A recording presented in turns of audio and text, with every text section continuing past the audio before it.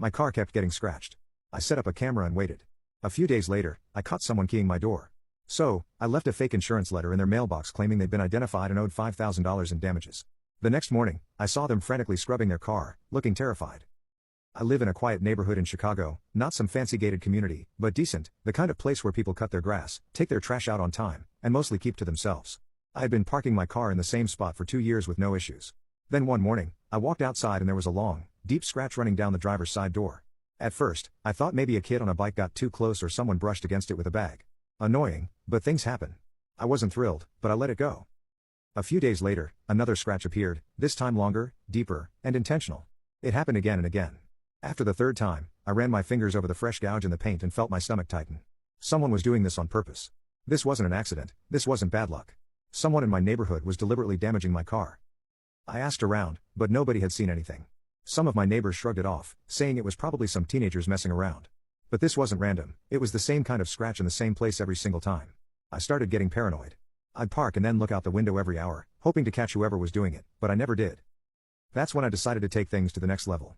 I went online and ordered a small security camera, nothing fancy, just something I could mount inside my window and point at my car. I didn't tell anyone, I just set it up and waited. 3 days later, I had my answer. I woke up early, grabbed my coffee, and checked the footage. What I saw made my blood boil.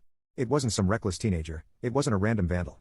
It was a woman, mid-50s, well-dressed, carrying a designer purse, walking right up to my car in broad daylight. She looked around, made sure nobody was watching, then casually dragged a key along my driver's side door. She didn't hesitate, she didn't rush. She did it like she had all the time in the world. I recognized her immediately. She lived 2 houses down. She wasn't some stranger passing through, she was my neighbor. I had seen her dozens of times walking her dog, getting her mail, making small talk with other people on the street. She looked like the type who spent her weekends at wine tastings and complained when the grocery store was out of organic ale. And she had been keying my car for weeks. My first instinct was to march straight to her front door and confront her, but then I stopped myself. That would have been too easy. She'd deny it, act offended, maybe even try to turn it around on me. No, I needed to be smarter. I needed to make her sweat. So, I came up with a plan. I typed up a fake insurance letter. It looked official, had the letterhead, the claim number, the whole thing. In it, I explained that a witness had come forward and identified her car as the one responsible for a hit and run. Since it was a hit and run, my insurance company had determined she was at fault and would be held personally responsible. The total amount owed, $5,000 in damages. I printed it out, sealed it in an envelope, and slipped it into her mailbox. Then I waited. The next morning, I got up early and positioned myself where I had a clear view of her house. I didn't want to miss this. At exactly 7:15 a.m., she stepped outside in her bathrobe, holding the letter. I watched as she read it once, then again. Her hands started to shake. She looked around, checking to see if anyone was watching, then she did something incredible. She ran straight to her own car, a shiny silver Lexus, and started scrubbing it down like her life depended on it. Soap, sponges, even a bottle of nail polish remover, she was attacking her car like it had blood stains on it. She went at it with this frantic, almost panicked energy, stopping every few seconds to check over her shoulder. She thought she was caught, she thought someone had seen her, and she was terrified. I watched as she wiped down her door handles, her bumper, her side mirrors, anywhere she thought there might be evidence. She even took out a small flashlight and started inspecting the paint under different angles. By the time she was done, she looked physically sick. She stood there for a moment, breathing heavily, gripping the rag in her hand, then she stormed back inside, slamming the door behind her. And that's when I made my move. I walked outside casually, coffee in hand, acting like I had no idea what was going on. She was still peeking out her window, probably trying to figure out if she needed to lawyer up. I made eye contact with her, gave her a friendly wave. She flinched. "Morning," I called out. She hesitated, then forced a smile and said, "Morning." I walked over, stopping next to my car. I looked down at the fresh scratch, still there, still deep, then glanced back at her. "Weird," I said. "Somebody's been keying cars around here. You wouldn't happen to know anything about that, would you?" Her face went completely pale. "I have no idea," she stammered. That's awful." I nodded, pretending to be deep in thought. "Yeah, it is. Good thing my insurance company found the culprit. I had never seen a person look so close to fainting." She mumbled something about needing to go inside and practically ran back into her house. And just like that, my car never got scratched again. She avoided me completely after that, no more small talk, no more casual waves. Whenever she saw me outside, she'd turn around and go the other way. If she was getting her mail and I walked outside, she'd suddenly forget what she was doing and hurry back inside. I never told her the truth. I never told her there was no witness, no real insurance claim, no $5,000 bill coming her way. I just let her live with the fear that she had barely gotten away with something. And every time I walked past her house, I smiled because she knew, and she knew that I knew. A few weeks passed, and things seemed to settle down. My car stayed untouched, and my neighbor, the wannabe crime scene cleaner, continued avoiding me like I was the IRS. Every time I stepped outside, she'd duck her head, rush back inside, or suddenly get very interested in trimming the already perfect hedges in her front yard. I thought that was the end of it. I was wrong. One morning, I walked outside to find a note tucked under my windshield wiper, no envelope, no signature, just a folded piece of paper. I looked around, the street was quiet, nobody was watching. I unfolded it. You think you're smart? Watch yourself. No name, no explanation, just those 5 words written in sharp, jagged letters, like someone had pressed the pen down too hard. I felt a slow burn start in my chest. Was this from her? Was she trying to intimidate me? For a second, I considered storming over and demanding an explanation, but then I thought about it, the way she had panicked before, the way she had scrubbed her car like it was covered in DNA, the way she avoided me like I had proof. No, she wasn't stupid enough to escalate things. If anything, she was probably still losing sleep over that fake insurance letter. So, if it wasn't her, then who the hell left this note? I started watching more closely for the next few days. I kept an eye out every time I went outside, scanned the street, watched my car from the window, and even checked the camera again, but the angle didn't show who left the note. Then one night, I heard something outside. It was late, maybe 1 a.m. I had been half asleep when a soft scraping sound jolted me awake. I lay still, listening. Another scrape, it was coming from outside my window, near my car. My pulse pounded as I silently reached for my phone and pulled up the security feed. At first, all I saw was darkness. The street light down the block flickered, casting weak, uneven light across the pavement. But then, movement, a shadowy figure near my car. They were bent over, doing something to my tires. I shot out of bed and grabbed the closest thing I could use as a weapon, a heavy flashlight. By the time I got outside, they were gone. I ran to my car and crouched down, checking my tires. And that's when I saw it, a long, thin slash in the rubber. My front driver's side tire had been cut. I stood there, my breath visible in the cold air, my heart pounding. This wasn't random vandalism, this was personal. The next morning, I got my tire replaced and tried to figure out what to do.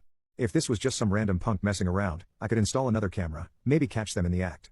But if this was my neighbor trying to retaliate, I needed to be careful. The more I thought about it, the less sense it made for her to do this.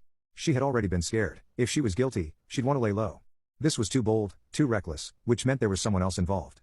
I started paying more attention to the neighborhood, watching who came and went, looking for anything out of place. That's when I noticed him, a man I had never paid much attention to before. He lived in a house directly across from my neighbor, the woman who keyed my car. Older guy, maybe mid-60s, always in the same navy jacket. I had seen him before but never spoken to him. He was the type who sat on his porch for hours, watching the street like it was his personal reality show. And now, every time. You can click on share and more to see if there is a part 2. I looked up, and his eyes were already on me. It wasn't friendly, it wasn't casual, it was deliberate. One night, as I was taking out the trash, I glanced over, and he was standing in his yard, just staring. I met his gaze, holding it, but he didn't flinch. He just took a slow sip from his coffee cup, then he smiled, a slow, knowing smile. And that's when it hit me, he knew. I didn't know how, but he knew about the fake insurance letter. Now, I had 2 problems. I couldn't shake the feeling that something was off, the note, the tire slash, the way my creepy old neighbor across the street kept watching me. It wasn't just curiosity, it was like he was waiting for something. So, I decided to test him. The next afternoon, I pretended to wash my car. I wasn't really cleaning it, I was watching him, seeing if he'd react. Sure enough, the second I stepped outside, he was there, just standing on his porch, staring. I kept glancing over without making it obvious. At one point, I pretended to check my phone, and that's when I caught it. He grinned. Not a polite smile, not the friendly nod neighbors give. It was smug, like he knew something I didn't, like he was enjoying the fact that I was uneasy. I forced myself to act normal, but my mind was racing. Was he the one who slashed my tire? Was he trying to scare me? Or was he connected to my other neighbor, the woman who keyed my car? The next day, I got my answer. I had taken a morning off work and was sipping coffee by my front window when I saw them, the 2 of them, my key-happy neighbor and the old man, talking. Not just polite small talk, either, they were close, whispering. And then this part made my stomach drop. They both looked at my house, not just a glance, a long, slow look, and then they went back to talking. I felt a cold wave rush over me. They were in this together, but why? I needed to find out what the hell was going on. I started watching them, nothing obvious, just small things. If the old man was outside, I'd casually step out to check my mail and see what he was up to. If the woman left her house, I'd note what direction she went. And after a few days, I started noticing patterns. They always spoke in the same spot, near the side of his yard where my cameras couldn't reach. Always, she'd go inside first, she'd wait a minute, look around, then hurry back to her house, like she didn't want anyone seeing them together. It was sketchy. Then one night, I caught a break. I was out for a late walk, earbuds in, pretending to listen to music as I passed by the old man's house. I heard voices, low, arguing. I slowed my steps just enough to catch a few words. Insurance, not his problem. Told you to leave it alone. Handle it myself. I kept walking, heart pounding. This wasn't just about the scratches anymore, this was bigger. A few nights later, I woke up to a noise, a sharp metallic clink outside my window. I sat up, pulse hammering, listened. Another clink. Someone was outside my house. I grabbed my phone, heart racing, and pulled up the security feed. My hands went ice cold. A shadowy figure was standing at the side of my house, right near my breaker box, and they were holding something. I squinted at the grainy footage, a tool, a crowbar, no, a screwdriver. They were trying to cut the power. I grabbed the flashlight I kept by my bed and sprinted to the front door, flinging it open just as I heard a scuffling noise. By the time I reached the side of my house, they were gone, but they hadn't left empty-handed. My breaker panel door was wide open, the screws were loosened, hanging there like they'd been interrupted. And lying on the ground was a small silver screwdriver. I picked it up with shaky hands, it was still warm. Someone had been here, and they weren't done yet. I stood there, gripping the warm screwdriver, my pulse hammering in my ears. Someone had been outside my house, trying to cut the power, not just messing around, they wanted me in the dark. I forced myself to breathe, scanning the street, the yards, the driveways. Everything looked normal, too normal, like nothing had happened, but I knew better. I walked inside, locked the door behind me, and checked every window. Then I grabbed a kitchen knife and sat by the front door, waiting. But nothing happened, no footsteps, no noises, no second attempt.